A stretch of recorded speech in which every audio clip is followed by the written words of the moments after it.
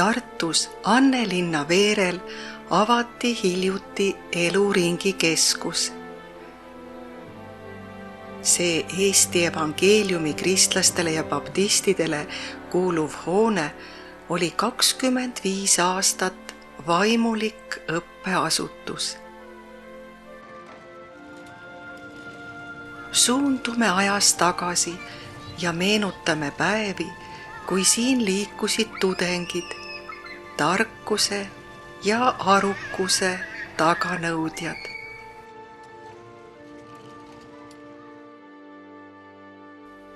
Teejuhtideks selle maja esimese 10. aegadesse on meile 3 endist rektorit, õppejõud ja seminaristid. Peeter Roosimaa alustab kaugemalt ja tuletab meelde, kuidas tulevasi seminari õppejõude Saksamaal ette valmistati. Ning siis saadeti meid 3, Ermo Jürma, Joosep Tammo ja mina, siis Saksamaale Pukovisse õppima. Vend Võsu oli ka seal, siis ta seal avapäeval ütles, et igal ühel olgu oma põhiaine. Joosep Tammole andis ta ülesande tegeleda süstemaatilise teoloogiaga, Ermo Jürmale siis Vana Testamendi ja heebrea keelega. Minu ülesanne oli siis tegeleda rohkem Uue Testamendi ja kreeka keelega. Ja nii meid siis õpetati seal seminaris ja üks suund oli, et meist võiksid saada siis õppejõud. Robert Võsul oli minu arusaama järgi täiesti selge teadmine, et kunagi me saame ikkagi oma õppeasutuse ka. See oli kas 1988 aastal, kui tollane usuasjade volinik Rein Ristlaan andis teate, et te võite alustada oma kooliga, võite seminari alustada. Tema ütles, et tema sõna maksab. Mingit kirjalikku dokumenti selle kohta me ei saanud. 89. aasta kevadel siis meie liidu juhatuses, millele vastab praegune vanematekogu, siiski tehti otsus, et meie avame ka seminari. Ja siis tuli hakata ka ette valmistama kooli ülesehitust. Mida ja kus ja kes. 3 olulist küsimust uue alguse juures. Kus? Esialgu Tallinnas Pargi tänaval liidu keskuse ruumides. Kes peaksid olema need vaimuliku hariduse õpetajad? Ja kes peaksid olema need, keda õpetatakse? Seminari lõpetanud Eerik Rahkemaa mõtiskleb nende teemade üle. Seminar erineb teistest koolidest, eelkõige siis mitte kristlikest, üsna märgatavalt. Seminari õpetajad ja õppurid on Jeesuse järgijad ja vaimulikult arenevad inimesed.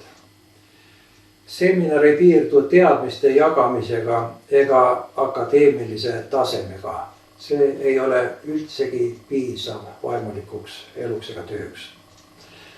Kui rõhutame oma kooli akadeemilist külge ja kooli pakutava hariduse konkurentsivõimelisust, see on siis võrdluses mittekristlike koolidega, siis tegelikult jätame kõrvale oma suured võimalused. Vaimulik õppeasutus ei konkureeri mitte vaimulikega kõige põhilisemas. See on Jumala tundmises, järgimises ja Jumala riigi kuulutamises. Vaimuliku hariduse puhul on esmane Jumala kartus ning usklike kasvatamine. Eks see algab ikka kooli juhtide ja õppejõudude eneste vaimulikust ja moraalsest kasvatamisest ja kasvamisest. Tänulikult meenutan ma ka oma õppejõude Pukavi päevilt. Nad olid väga süvenenud ka oma erialasse. Ja nii olid nad oma erialast küll väga kompetentsed. Ja nad püüdsid ka meile edasi anda väga palju. Ja nende käest sai väga palju ka küsida. Nad vastasid ja meil oli väga lähedane suhe. Ja sellist nagu vaimulike teemade juures püsimist tahaks soovida ka seminaripäevisse. Ja siis oli küsimuses, kes peaks hakkama seda kooli siis juhatama, kellel oleks võimalus. Siis see liis langes minu peale, kes võiksid õpetada eelkõige jah, meie 3 seal Pukovist õppustest pärit, aga ka Ants Rebane oli ju välismaal õppinud. Temale sai mõelda siis varasematest õppejõududest. Robert Võsu oli veel täiesti tegus, kes või siis õpetada. Aga kõrvalt oli haaratud ka Tõnu Kallas, kes siis eesti keelt oskas ja üldse kirjanduse küsimusi seletada. Nii et õppejõudude kaader näis ka olevat meil täitsa olemas. Kui meie seminar oma tööd algas, siis nagu minu suund seal oli süstemaatilised teoloogia ained. Ja kõigepealt teoloogia ajaloost, üks kursus oli siis süstemaatiline teoloogia ise. Ja ma mäletan, et mingi osa oli ka filosoofia ajalugu, mida ma praegu koolis siiamaani annan. Aga eks see oli nagu uudne olukord, meie tegime, kes me olime Saksamaalt tulnud, me tegime selle järgi ikka, mis me seal olime näinud. Et kui nüüd tänast olukorda vaadata, kus on palju nagu sellist metoodikat ja tarkust ja allikaid juurde tulnud, siis oli see esimene 10 aastat võib-olla tõesti nii rohkem, et tuli ise teha ja põlve otsas ja ise selle juures ka õppida. Ja siis oli küsimus ka, kes tuleks õppima. Esimeste seminaristide saamise küsimus oli täiesti tõsine. Ja ega ei olnudki nii kerge leida. Me vajame kutsumusega õppureid, kes on häälestatud teenimisele. Kooli tugevus ja maine on seotud lõpetajatega, kel on Jumala kutse ja kes seda järgivad. Kui kool kutsub inimesi õppima, julgustades neid meeldiva õpikeskkonnaga, põnevate tegevustega, kaasaegse haridusega, siis ei ole see vaimulik lähenemine ega häälesta õppima asujat vajalikul määral.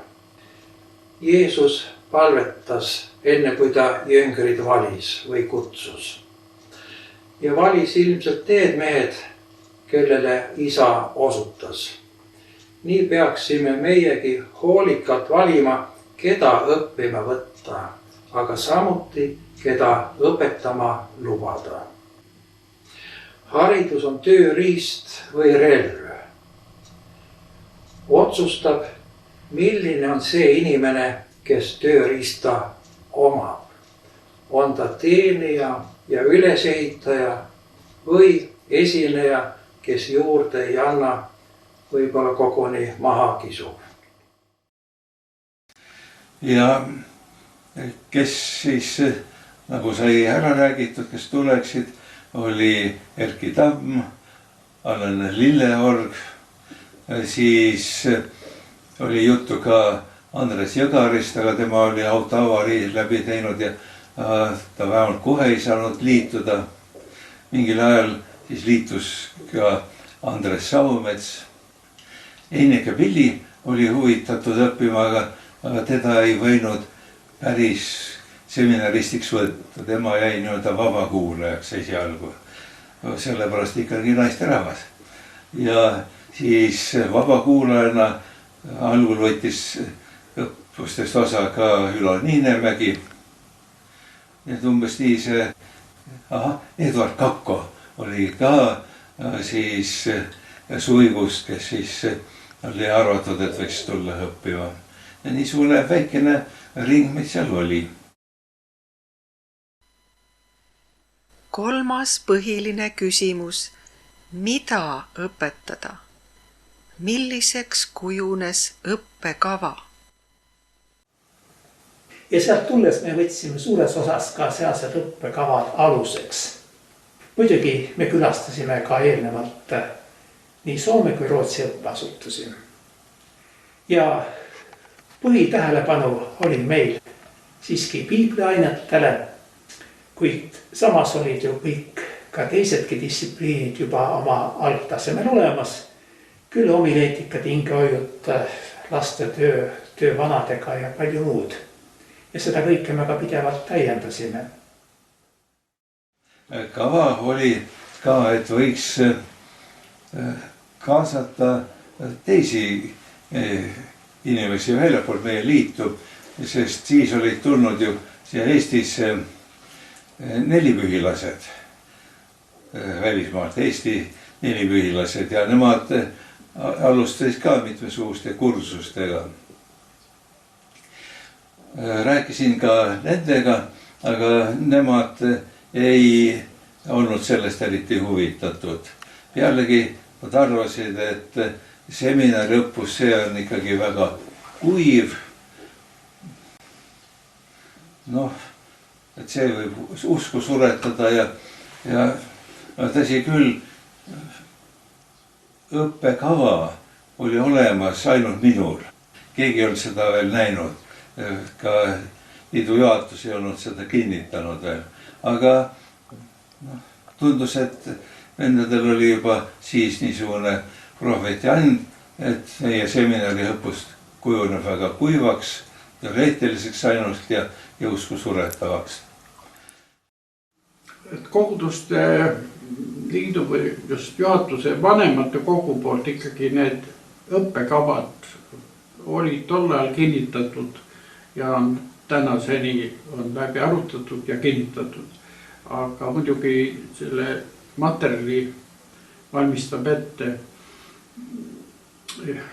siis seminari enda hoolekogu ja rektor ja see on nagu ettevalmistatud materjal, mida siis arutatakse läbi. Mis puutub õpilastesse, siis alguses jah, peab ütlema, et oli niisugust, et vanemate kogu kinnitab ka õpilaste nimekirja ja nii, aga praegu on läinud selle peale, et kogudus annab soovituse ja kui ta ei ole koguduse liige ja tema seda soovitust ei saa, siis ta ei saa ka õpilas kandideerida. Muidugi ega see ei anna ka garantiid, sest noor inimene, ta alles tuli kogudusse, võib-olla on mõned aastad koguduses olnud ja ta tahab õppida midagi, tal hea mõte tuleb, ega me ka ei tunne. On ka olukordi, kus on tulnud ka kustutada siis õpilaste nimekirjast. Peab ütlema, et seminar on olnud ikkagi suhteliselt iseseisev. Aga mitte ka nii, et ilma kõrvalt pilgult, et omanik ikkagi vaatab ja mõtleb kaasa ja kui on veel üks väga oluline asi, et põhikooli õppejõud, et nende osas liit on püüdnud olla nagu võimalikult range, et see peaks vastama vähemalt selle ordineeritud pastori standardile ka eluviisidelt ja kõige muu poolest. See on ka keerukas teema vahel. Sest maailm muutub ja inimesed, ka targad inimesed võivad muutuda, nende elud. Ja siis tuleb ka jooksvalt ka ebameeldivaid otsuseid vahest teha. Vaimulik seminar oli alanud. Üks esmakursuslane, tänane koolidirektor Andres Jõgar meenutab oma õpinguaega. Aine Vana Testamendi sissejuhatus, mis siis algas ka kohe algusest peale. Ma vaatan, et siin on konspekti nurgale kirjutatud 19.10.89. Ja sellest ma siis kujutan ette, et see oli siis üks esimesi loengupäevi, kui neid konspekte hakati tegema.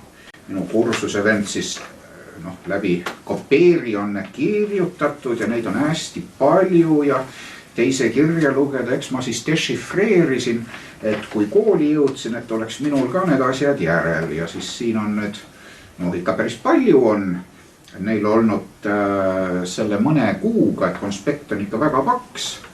Esimesed, kes siis päris vastu võeti seminaristideks, olid siis Erki Tamme, Eduard Kako, siis Allan Lillearg, mind võeti ka ja vabakuulajana oli alguses vabakuulajana oli kirja siis minu mäletamist mööda Einike Pilli. Pärast tema seisund siis muutus päris seminaristiks.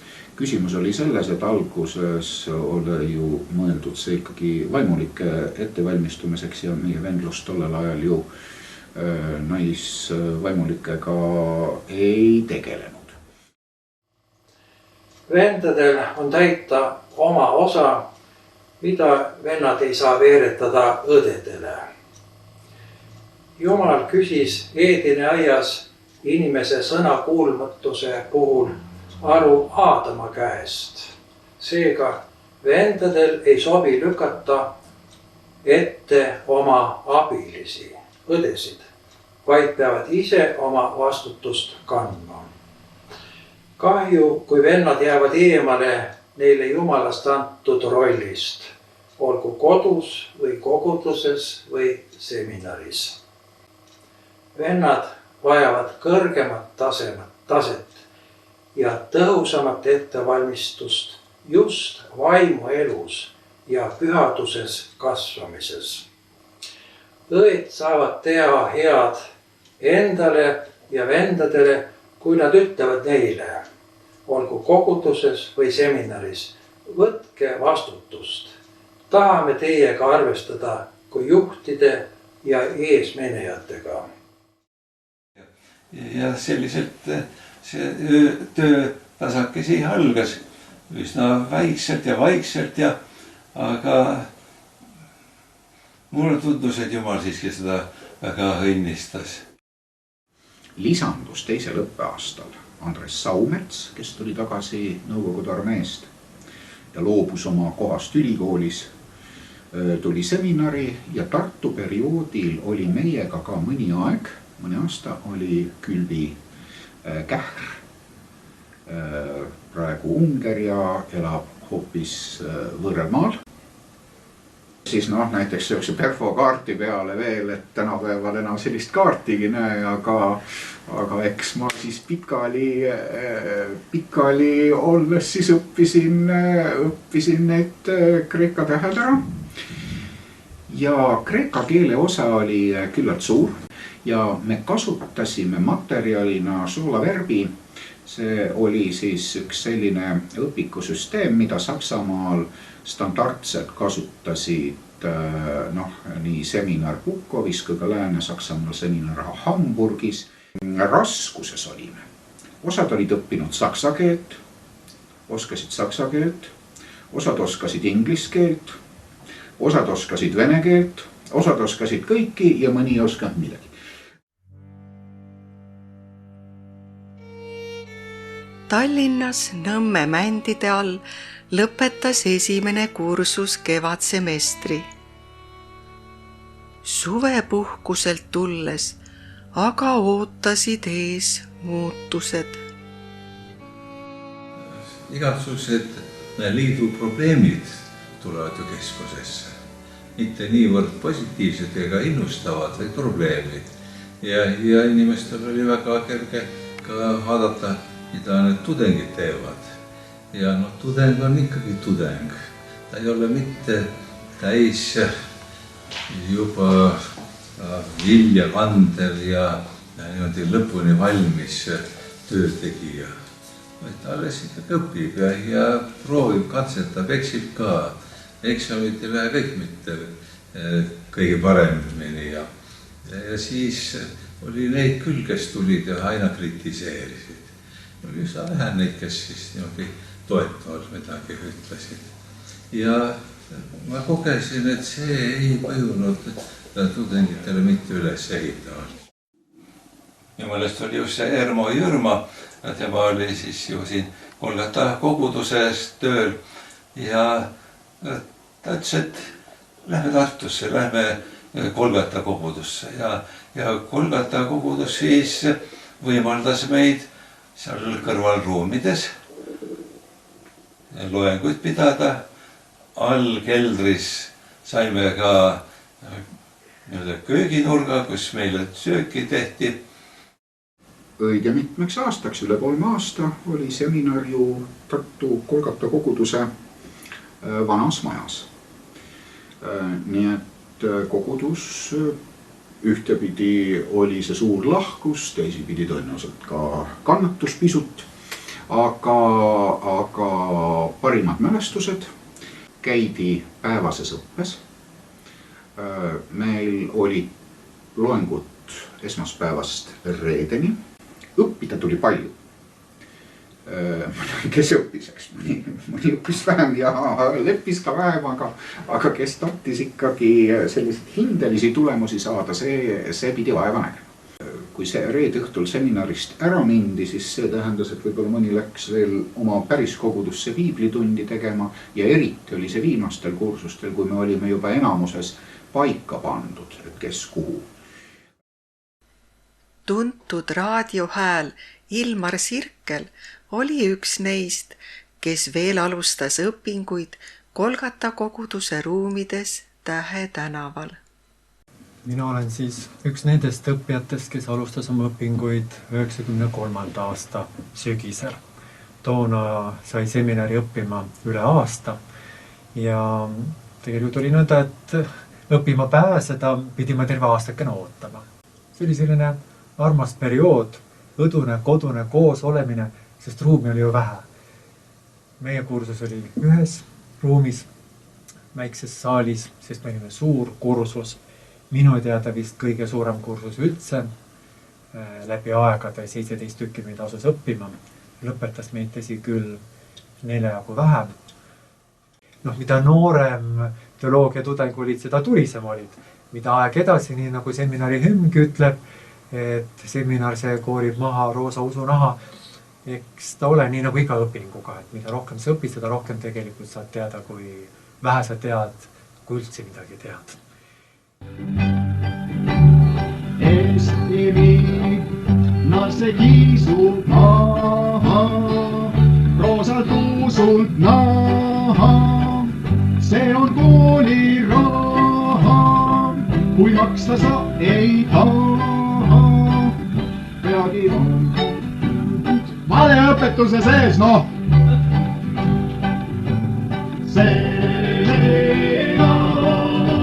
Su illusiooni veedab kraavid hange.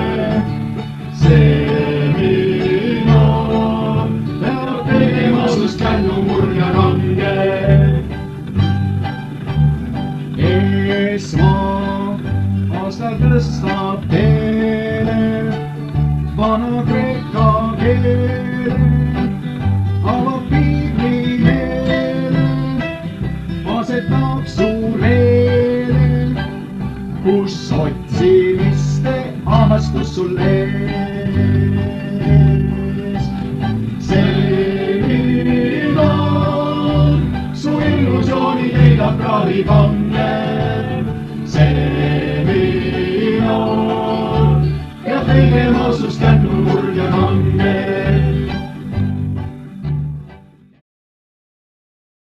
Retoorika, homileetika, praktikad.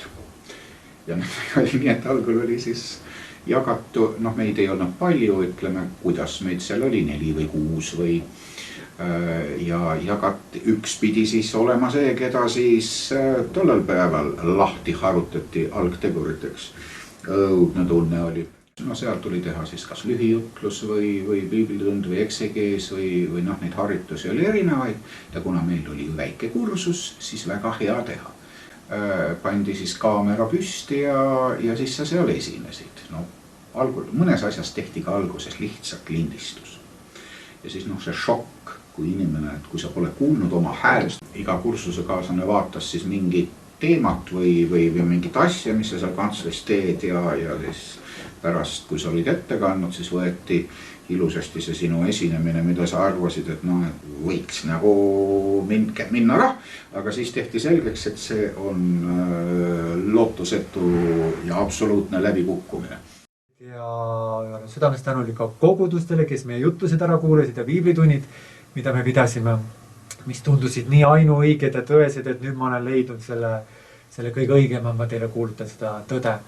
No läks kursuse 2 edasi ja siis sa korraga leiad, et et saab mõnda asja natukene teise kandi pealt ka vaadata ja käsitleda ja eks teoloogia olegi midagi niisugust, mis avardab inimese maailmapilti selle kandi pealt, et kõik ei olegi nii mustvalge, vaid on olemas ka teised varjundid, eriti kui algkeelte juurde minna ja hakata süvitsi Jumala sõna uurima, mis on kirja pandud ja mida sealt siis kõik niimoodi kihina tegelikult veel esile tuleb.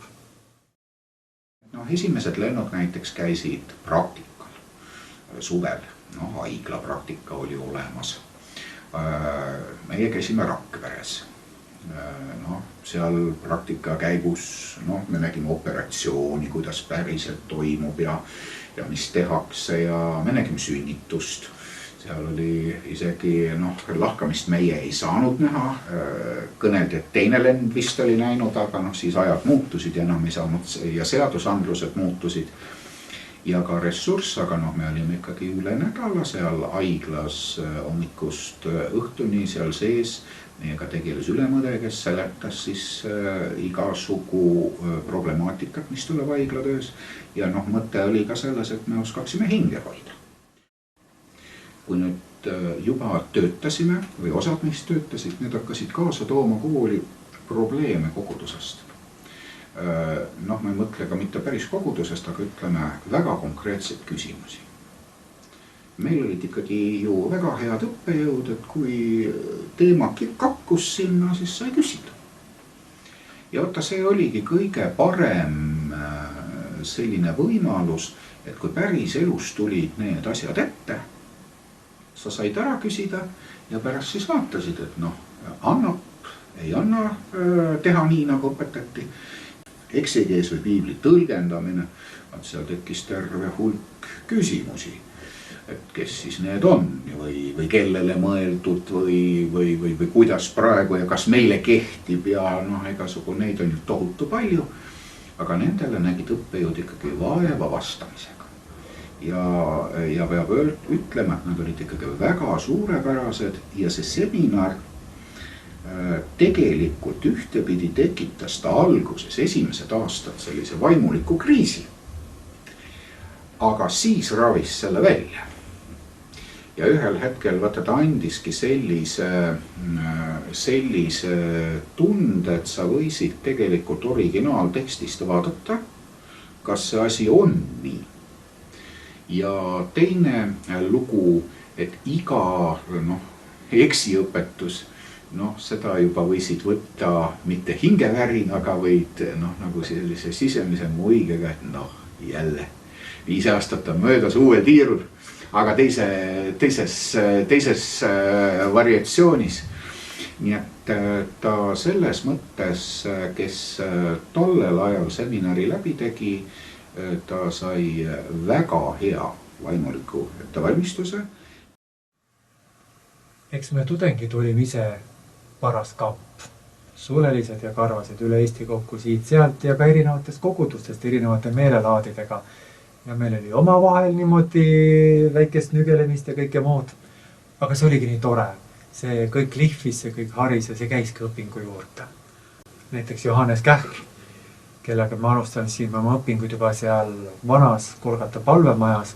Tema andis meile piiblialaseid loenguid, piibli põhimõisted ja avas seda tausta. Tema oligi meil nagu 1 aasta õppejõuks. temaga mulle meenub see vahva lugu, et juba esimesel kursusel ja no pange nüüd ennast sellesse rolli, te olete õppimas ikkagi vaimulikus koolis ja siis üks õppejõud annab teile nõu, et teate noored, eksam on nüüd tulemas ja kuidas siis valmistuda selleks eksamiks, kirjutage spikreid. Ja me olime kõik nagu sellest mõneti jahvunud, aga seal oli teine kokkulepe veel. Spikrid küll, aga võtta eksamine neid spikreid kaasa ei võta, vaid et need spikrid aitavad nagu enda jaoks ära mõtestada kõige selle olulisema, sa paned kirja need märksõnad ja kui sa eksamile tuled, siis tegelikult sellele mõeldes nendele märksõnadele hakkabki see kõik sinust taas niimoodi lahti rulluma, mida sa võiksid ehk selles ette antud küsimuses või punktis eksamil siis vastata.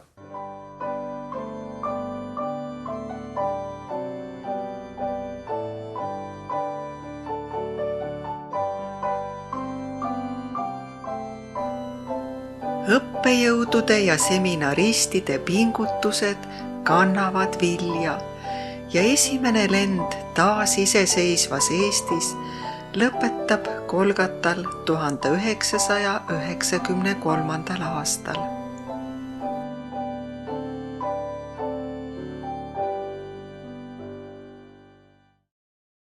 Seal Kolgatal olles oli kohe küsimuses ka, et see on ainult ajutine seal viibimine, et on vaja leida endale uus püsivam koht ja siis ka, kui nii ei edene, oleks vaja ehitada oma seminarihoone. Ja nende mõlema küsimusega sai siis tegelda. Ja lootus oli, et töö laieneb ja me vajasime oma ruumi, oma kooli. Ja siis sai käidud ka Tartu linnavalitsuses. Sai, mäletan, koos Tõnu Lehtsaare ja Uudo Ripsiga sõidetud linna läbi ja otsitud hooneid, mida võiks ka ära osta, mis võiksid müügis olla, aga ei olnud head. Ja linnavalitsus soovitas, et ehitage uus. Ja siis me otsisime pikemat aega ka kohta ja viimaks leidsime siin Annelinna servas. Ka riigivõimude poolt meile öeldi, et ega auditooriumide väga suurelt teha ei saa, kool väga suur olla ei saa, aga tehke kõlvaruume rohkesti juurde. Ja nii sai neid ka rikkalikult tehtud, mõeldes, et koguduste liit vajab ka veel teisi ruume ja siis need võiksid tekkida. Kuna ehitajaks me saime siiski üsna soodsatel tingimustel Tartu Maja, kes teatavasti toona ehitas suurtest paneelidest. Ja nii võib näha ka maja põhiplaanis üksjagu sellist aritmeetikat, paneelide mõõtmeid. See seadis ka teatud piirid. Aga ehitamine läks üsna üle kivide känduda, sest samal ajal hakati ehitama ju ka Kuressaare kirikut. Võimalus remontida oli paljudel kogudustel. Ja nii tegelikult meie liidu kogudused on ka üks niisugune kuldraamat. Seal on nende nimed sees, kes ka kõik 100 rubla andsid. Ja lisaks siis veel teised, eelkõige välisannetajad.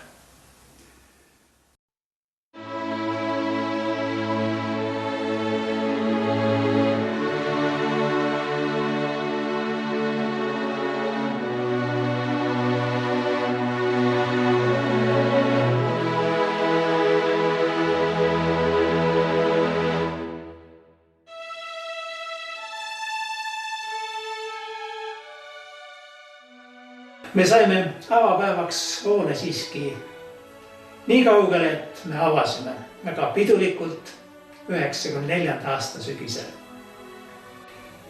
Mind oli määratud, valitud, ma ei teagi, kumb sõna õigem on, suvel selle kooli rektoriks ja avapäeval olime siis värvilõhnalises paljude vaegtöödega majas. Suurult tudengeid, väliskülalisi alates Baptisti Maailmaliidust ja ka siin naabrikirikute esindajad ja riigipoolsed ametimehed. Oli põnev avada. Töö läks nüüd suurtesse ruumidesse me võisime nagu piiratud oludest Tartu Kolgatalt ja korterite sööbimisest tulla siia uude majja ja olime Jumalale väga tänulikud. Muidugi see, kui seminar loodi, see oli iseenesest suur rõõm, et me üldse saime nagu taas oma kooli. Ja teine suur rõõm, aga selle eelnes ka väga tõsine pingutus oli Tartus koolimaja saamine. See, et me ikkagi ka need esimesed 10 aastat õnnestus üle elada ka Kolgata koguduse selles Tähetänava väikses ülemises toakeses, see on ikkagi väga suur tähelepanuväärne saavutus ja tänu Jumalale ja ka tolleaegsetele rektoritele. Vaimuliku seminari edasist arengut oma unistuste majas vaatleme filmi järgmises osas.